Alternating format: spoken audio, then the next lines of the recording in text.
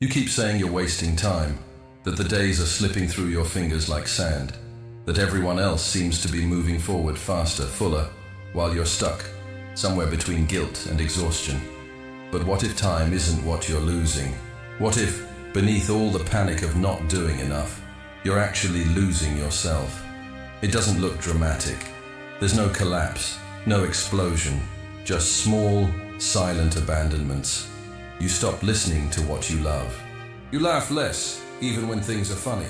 You stay where it's safe, even when it's killing something inside you. And then it begins, this quiet unraveling of the self. You stop asking deep questions. You scroll instead of feel. You wake up not as a person, but as a checklist. And yet, no one notices. You still smile in photos, still reply to texts, still look fine. But inside you ache, not because life is empty, but because it's full of everything except you. There's a kind of sorrow no one talks about, the grief of becoming someone you don't recognize, of watching your aliveness dim, just to keep up. We call it procrastination.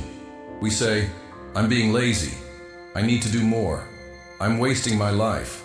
But what if this isn't about time at all? What if you're not afraid of falling behind, but of fading out, of vanishing into roles, tasks, labels, until there's no quiet left inside you? And what if all of this, the guilt, the numbness, the soul-tired stillness, isn't failure, but a signal, a callback, a moment your spirit chose not to chase, but to pause, to whisper, come back, I'm still here. So maybe you're not wasting time. Maybe you're standing at the edge of remembering who you are, and that ache, it might just be your real self, missing you. It starts with small trades. You silence your truth to avoid tension. You shrink a little to fit their expectations. You smile when you want to scream.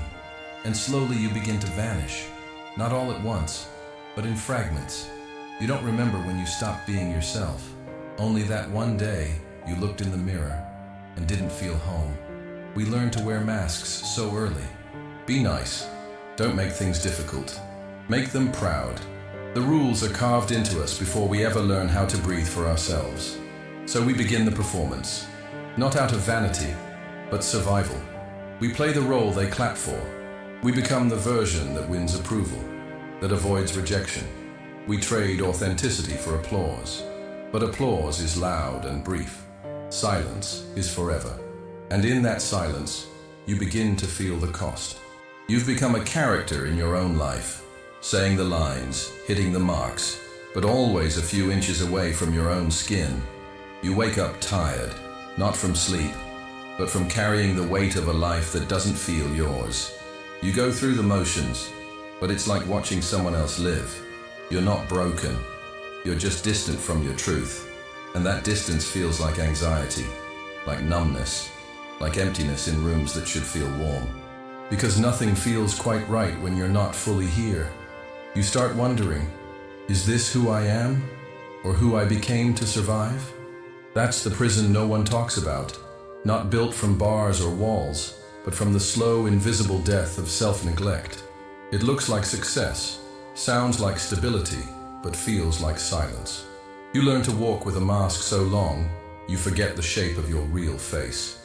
You try to fill the void with noise, more goals, more work, more stimulation. But nothing touches that hollow place inside. Because it's not productivity you're starving for. It's presence, your own, your unfiltered, untamed, unedited self.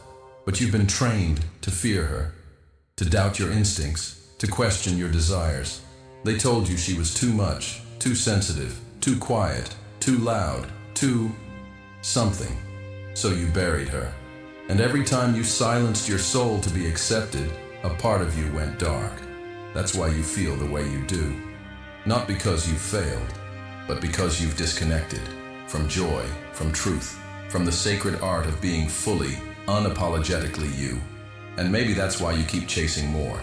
Not because you're greedy, but because you're hungry for yourself. But the path back isn't found in doing, it's found in undoing. Unlearning the lies you believe to feel loved, unmasking the smiles that weren't yours, untangling your worth from your performance. It's terrifying to face yourself without filters, to ask, who am I if I stop pretending? But it's also where the truth lives, not in the person you created to be safe, but in the soul that never stopped whispering. You were never meant to be a role, you were meant to be a presence. And yes, it may feel like you're wasting time, but maybe time isn't what's slipping away. Maybe what's fading is the illusion. And maybe what's rising, softly, silently, is your truth. Let it. Drop your mask for a moment. In the comments, tell me, when did you first feel like you were becoming someone you didn't choose? Write it like no one's watching, like it's the first time you're being really heard. You're not alone here. Pain doesn't always scream. Sometimes it whispers through the heaviness in your chest when you wake up, through the moments you scroll for hours, hoping something, anything, makes you feel again. There's a grief we carry that has no name. It's not loud like heartbreak, not sharp like loss. It's slow, like fading colors, like a room growing colder without anyone noticing. You keep functioning, you show up, but something inside you isn't coming with you anymore. This is the quiet sculptor, the pain that doesn't break you, but shapes you, without your permission. And it starts early. A harsh word from someone you wanted love from. A dream you gave up because it wasn't practical. A moment you needed to be held, but were told to be strong. No one sees these wounds. There's no scar, but they leave marks, deep, invisible ones, etching stories onto your soul. Stories that say, I'm not enough. My voice doesn't matter. Who I am isn't safe. And those stories, they don't stay in the past. They follow you, whispering in your relationships, shaping your choices, building walls where there should be bridges. You become careful, too careful. You stop reaching. Stop risking, stop feeling, because feeling means remembering, and remembering hurts. But pain doesn't go away when you ignore it. It just hides deeper, until one day you don't know where the numbness ends, and you begin. This is where the Buddhist path begins, not in temples, not in mantras, but in this very ache. Suffering is not the enemy, clinging is. Not just clinging to pleasure, but to identities, expectations, versions of you that were never true. We hold on because we're afraid. Afraid to fall apart, afraid to be seen, afraid that if we let go, there'll be nothing left. But here's the paradox. That breaking you fear, it's the doorway. Because when the false self begins to shatter, the real one starts to emerge. Not all at once, not like a phoenix, but like a seed finally touching sunlight after years buried in noise. And yes, it hurts. Healing is not soft, it burns. Because it's not about feeling better, it's about feeling everything you once had to numb to survive. The sadness, the shame, the rage, the longing. They're not your enemies, they're your compass. Every tear is a trail back to truth. That exhaustion you carry, it's not just from doing too much, it's from suppressing too much of you. And the anxiety, it's the tremble of your soul, realizing it's lived in exile for far too long. So no, you're not overreacting. You're not broken. You're not too sensitive. You're waking up to everything you once had to silence just to survive. And that's terrifying, but it's also sacred, because on the other side of this ache, there's something waiting. Not a new version of you, not a better one, just the real one, the one that never left, only dimmed. So let the pain speak. Let it guide you. You don't have to fix it. You don't have to rush. Just be still and listen. There's a self beneath the silence, and it's calling you back home. Letting go isn't about giving up. It's about giving back, returning the things you were never meant to carry. The pressure to always be okay, the roles you were forced to play, the belief that your worth depends on your output. None of these were ever truly yours, but we cling. Because clinging feels like control, and control feels like safety. So we tighten our grip on identities, goals, people, patterns, even when they're hurting us. You tell yourself it's safer to hold on, safer to keep pretending. But deep down, you feel the weight, the fatigue of living a life that doesn't breathe with you. And one day, holding on starts to feel heavier than whatever might happen if you just let go. That's the turning point. That's when you realize, maybe freedom isn't in fighting harder. Maybe it's in loosening the fist. Not because you have it all figured out, but because your soul is tired of performing. We're taught that success means control, a fixed plan, a perfect image, a secure path. But the truth is, real freedom feels nothing like that. It feels like space, like air, like walking barefoot on earth that welcomes your steps no matter how unsure they are. Letting go doesn't mean you stop caring. It means you stop clinging. You stop trying to bend reality into what it should be and start dancing with what is. There's a kind of liberation that comes when you release the version of you that was built for survival. You don't have to be the achiever, the pleaser, the strong one all the time. You don't have to hold it together just to be loved. Sometimes, falling apart is the most honest thing you can do, because in the falling, there's truth. And in truth, there's peace. Buddhism doesn't ask you to escape the world. It invites you to stop resisting it, to stop resisting yourself. The more you let go, the more you return to presence, to stillness, to you. And here's the paradox no one tells you.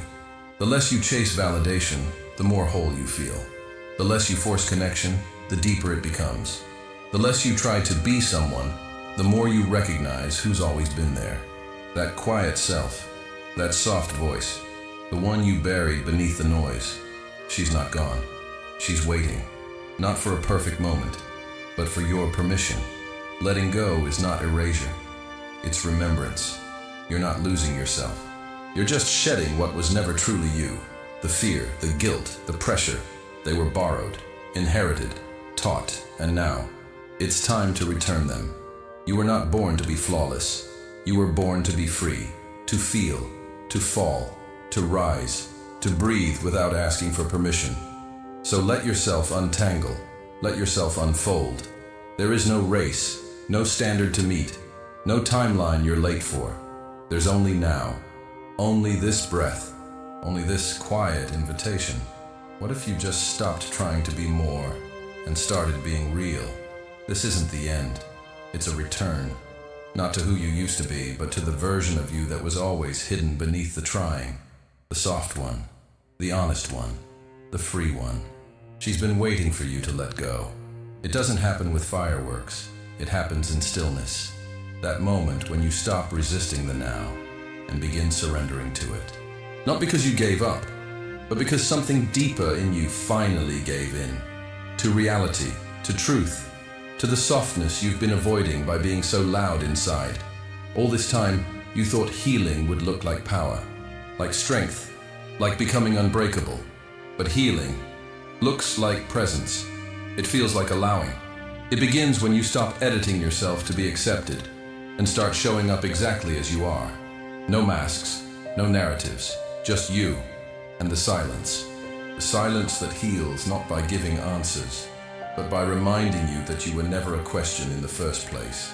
This world taught you to chase everything, love, meaning, identity, as if it was out there, as if you had to run from yourself to finally feel alive. But what if the life you've been chasing is the one that begins when you stop running?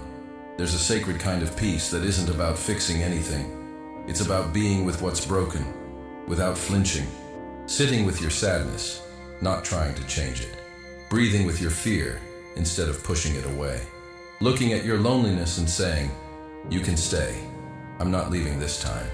This is the quiet that heals, not the absence of pain, but the absence of resistance. You begin to see you were never too lost, never too late. You just needed space to feel again. And in that space, something soft begins to rise. Not a version of you that the world wants, but a version that feels like home. You realize you don't need to become someone new. You just need to stop betraying who you already are. No more chasing worth. No more auditioning for belonging. No more waiting to be chosen. You are already enough, because you are already here. And here is sacred, even with the cracks, even in the mess, even in the quiet, especially in the quiet. So now breathe. Feel the weight you've been carrying. Notice what was never yours, and let it fall, gently, without force. Because what's left when everything else fades is not emptiness, it's truth, it's presence, it's you. Not the version that strives, the one that is, that always was, that never needed fixing, only remembering. So stop fighting, not because you failed, but because maybe you've finally come home. And now, I leave you with this. What if everything you've been looking for was waiting in the moment you stopped trying to be anything at all? Just stillness, just breath, just you.